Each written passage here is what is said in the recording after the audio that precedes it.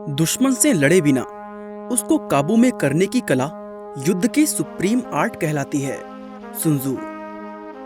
दोस्तों, सुन त्जू एंशिएंट चीन के मिलिट्री जनरल थे जिन्होंने द आर्ट ऑफ वॉर नाम के एक मशहूर मिलिट्री बुक को लिखा था।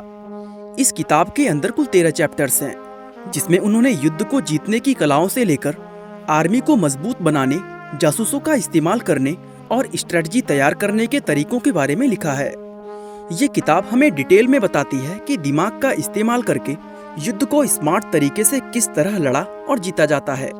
साथ ही इस किताब की एक खासियत ये भी है कि इसकी विजडम सिर्फ युद्ध जीतने के लिए ही नहीं, बल्कि हमारी रोजमर्रा की लाइफ में आने वाले परेशानियों से लड़ने में भी इस्तेमाल की जा सकती है। और आज की हमारी इस वीडियो में हम द आर्ट ऑफ वॉर की इसी विजडम को डिस्कस करने वाले हैं। सुन त्जू एंशिएंट चीन के जनरल, मिलिट्री स्ट्रेटजिस्ट, फिलोसफर और राइटर थे। इन्हें मास्टर सुन के नाम से भी जाना जाता है, जो आज से करीब 2500 साल पहले चीन में रहा करते थे। पारंपरिक रूप से सुन त्जू को ही द आर्ट ऑफ वॉर किताब का लेखक माना जाता है। हालांकि कुछ चाइनीज स्कॉलर्स ये भी मानते हैं कि ये किताब सुन त्जू ने नहीं, बल्कि कई अलग अलग लेखकों के कामों को आपस में जोड़कर बनाई गई थी। और कुछ स्कॉलर तो सुन त्जू के अस्तित्व पर भी सवाल उठाते हैं। वैसे माना यह जाता है कि सुन त्जू चीन के अंदर झोउ राजवंश के दौरान रहा करते थे। और आपकी जानकारी के लिए बता दें कि ये वही समय था जब चीन में कन्फ्यूशियस और लाओजू जैसे महान फिलोसफर हुआ करते थे। सुन त्जू का जन्म कहाँ हुआ था, इसको लेकर भी स्कॉलर्स के अलग अलग मत हैं। कुछ स्कॉलर्स उनका जन्म स्थान की राज्य को मानते हैं, जबकि कुछ विद्वान कहते हैं कि उनका जन्म वू राज्य में हुआ था। वैसे उनका जन्म चाहे जहाँ भी हुआ हो, लेकिन उनके काम ने मिलिट्री के अंदर और बाहर दोनों ही जगहों पर दुनिया भर के ना जाने कितने लोगों को इंस्पायर किया है। जैसे वियतनामी जनरल वो गुएन गियाप ने फ्रांस को दिन बिएन फू की लड़ाई में हराने के लिए आर्ट ऑफ वॉर में लिखी रणनीतियों का ही इस्तेमाल किया था। इसके अलावा Brazilian football coach Luis Felipe Scolari ने साल 2002 का वर्ल्ड कप जीतने के लिए इस किताब में लिखी बहुत सी अलग अलग स्ट्रेटजी को अपनाया था। इसी तरह दुनिया में ना जाने कितने लोग सफलता पाने के लिए इस किताब में लिखे टैक्टिक का अलग अलग तरीके से इस्तेमाल कर चुके हैं। तो चलिए अब इस किताब के उन सीक्रेट्स के बारे में जानते हैं जो इंसान को सिर्फ युद्ध ही नहीं बल्कि लाइफ के हर एक पहलू में जीतना सिखाते हैं। दोस्तों, the art of war book में अच्छी तैयारी करने के महत्व पर काफी ज्यादा जोर दिया गया है। इस किताब में बताया गया है कि किसी भी लड़ाई के लड़े जाने से पहले हार और जीत तय हो जाती है। इसका मतलब है कि नॉलेज और कैलकुलेशन की मदद से युद्ध जीतने के चांसेस का अंदाजा पहले ही लगाया जा सकता है। दोस्तों, सुन त्जू कहते हैं कि अगर हमें जरूरत हो तो आवश्यक इंफॉर्मेशन हासिल करने के लिए जासूसों को भी काम पर लगाना चाहिए। हमें ये अच्छी तरह पता होना चाहिए कि हम किसके खिलाफ लड़ रहे हैं, और साथ ही हमें अपनी ताकत और कमजोरियों का सही ज्ञान होना चाहिए। सुन त्जू कहते हैं कि एक मजबूत और आदेश मानने वाली आर्मी तभी तैयार होती है जब लीडर को उसके एक एक सिपाही के बारे में पूरी जानकारी हो। वो कहते हैं कि अगर हमें अपने बारे में पूरी और सही जानकारी होगी तो हम इस बात का अंदाजा आराम से लगा सकते हैं कि किस दुश्मन को हम आसानी से हरा सकते हैं और कौन से दुश्मन से हमें खुद बचने की जरूरत है। किसी भी लड़ाई की अच्छी तैयारी वही मानी जाती है जब हमें इन सब चीजों के बारे में पता होता है। Number 2, winning the smart way. बहुत बार बड़े नुकसान से बचने के लिए युद्ध को टालना ही बेहतर ऑप्शन माना जाता है। सुन त्जू का कहना है कि बिना लड़े अपने दुश्मन को हरा देना युद्ध की सबसे बड़ी जीत होती है। इसलिए हमें अपनी लड़ाइयाँ बहुत ध्यान से और सोच समझकर चुननी चाहिए कि कौन सी लड़ाई लड़ना हमारे लिए फायदेमंद है और कौन सी लड़ाई में एनर्जी और रिसोर्सेस का सिर्फ नुकसान है।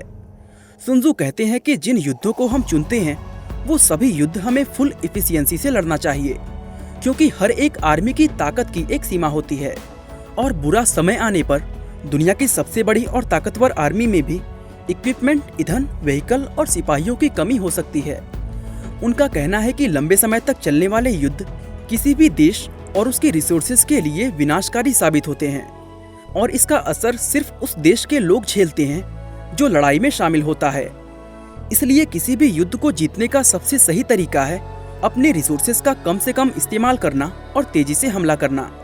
सुन त्जू का कहना है कि युद्ध में कभी भी अपने दुश्मन के शहरों और रिसोर्सेज को बर्बाद नहीं करना चाहिए, क्योंकि लड़ाई खत्म होने के बाद हम उन्हें अपने फायदे के लिए इस्तेमाल कर सकते हैं। इसी तरह जब जरूरत ना हो तो हमें अपने दुश्मन के सिपाहियों को भी मारना नहीं चाहिए, क्योंकि युद्ध खत्म होने के बाद वो सिपाही हमारी खुद की सेना में शामिल हो सकते हैं। सुन त्सू युद्ध के दौरान बिना सोचे समझे विनाश करने के पक्ष में नहीं रहते हैं, बल्कि इसकी जगह वह समझदारी से युद्ध लड़ने और अपने दुश्मन को जितना हो सके उतना सही सलामत छोड़ने के पक्ष में रहते हैं, ताकि युद्ध खत्म होने के बाद दुश्मन की ताकत को अपनी ताकत में जोड़ा जा सके।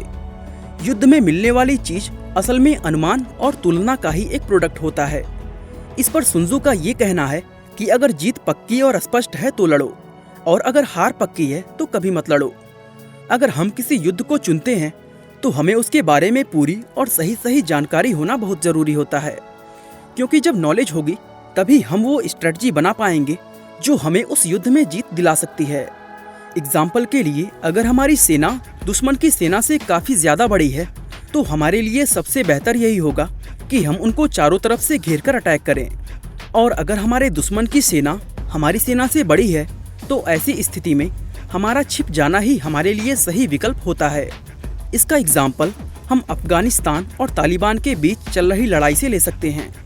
तालिबान अफगानिस्तान से कमजोर और छोटा होने के बावजूद भी वो हमेशा जीतता रहा है, क्योंकि तालिबान हमेशा छिपा हुआ रहता है और छिपकर अफगानिस्तान पर हमला करता है। Number 3, adapting to the situation. दोस्तों, आर्ट ऑफ वॉर हमें ये सिखाता है कि अलग अलग परिस्थितियों और हालातों में खुद को ढालते हुए हम दुश्मन का सामना किस तरह से कर सकते हैं। असल में युद्ध के दौरान बदलती हुई परिस्थितियों के अनुकूल होना, यानी खुद को सिचुएशन के हिसाब से बदलते रहना बहुत ज्यादा जरूरी होता है, क्योंकि पानी की तरह युद्ध की भी कोई एक कांस्टेंट फॉर्म या कहें स्थिर रूप नहीं होता। युद्ध में समय के साथ साथ दुश्मन के रवैये और स्ट्रेटजी में बदलाव होता रहता है। इसके अलावा प्राकृतिक परिस्थितियां जैसे मौसम और युद्ध के इलाके भी समय के साथ बदलते रहते हैं। इसलिए जरूरी होता है कि हम खुद को हर तरह की परिस्थितियों में ढालने के लिए तैयार रखें। सुन त्सू हमें उस समय हमला करने को मना करते हैं जब दुश्मन उत्साहित और साहसी रूप में होता है, बल्कि इसकी जगह वो कहते हैं कि दुश्मन पर हमला तब करो जब वो सुस्त, ढीला और अपने इलाके से दूर होता है। और दुश्मन की इन परिस्थितियों का हमें पता तभी चल सकता है जब हम उस पर कड़ी नजर रखते हुए उसकी ताकत को आंकते रहें। Number 4, balance and inner peace. Soon Tzu हमें युद्ध को जाते समय संतुलन और आंतरिक शांति के महत्व के बारे में सिखाते हैं। उनका कहना है कि युद्ध पर जाते समय हमें ना तो हद से ज्यादा उतावला और लापरवाह होना चाहिए और ना ही बुज़दिल व डरपोक। साथ ही किसी भी इंसान के लिए आसानी से ट्रिगर हो जाना या गुस्से से भर जाना बेहद खतरनाक साबित हो सकता है, क्योंकि युद्ध में गुस्से वाले लोगों को गलती करने के लिए उन्हें उकसाना बहुत ही ज्यादा आसान होता है। इसके अलावा एक जनरल या कहें सेनापति को अपने सिपाहियों के प्रति हमेशा दयालु रहते हुए उनके साथ मानवता का व्यवहार करना चाहिए। दोस्तों, आर्ट ऑफ वॉर हमें हमारी लड़ाइयाँ चुनने और उन्हें जीतने की कला सिखाती है। सुन त्सू हमसे इस बात के लिए भी आग्रह करते हैं कि हमें हमेशा अपने दुश्मन से बिना लड़े ही उसे हराने का प्रयास करना चाहिए, क्योंकि सुन त्सू का ये कहना है कि दुश्मन का खून बहाए बिना उसको हराने की कला ही वास्तव में दी आर्ट ऑफ वॉर कहलाती है। बाकी दोस्तों, आज के इस वीडियो में बस इतना ही। सुन त्सू के ऊपर ये वीडियो आपको कैसी लगी हमें कमेंट करके जरूर बताएं, और वीडियो को लाइक, शेयर और चैनल को सब्सक्राइब करना बिल्कुल ना भूलें। आपका बहुमूल्य समय देने के लिए बहुत बहुत धन्यवाद।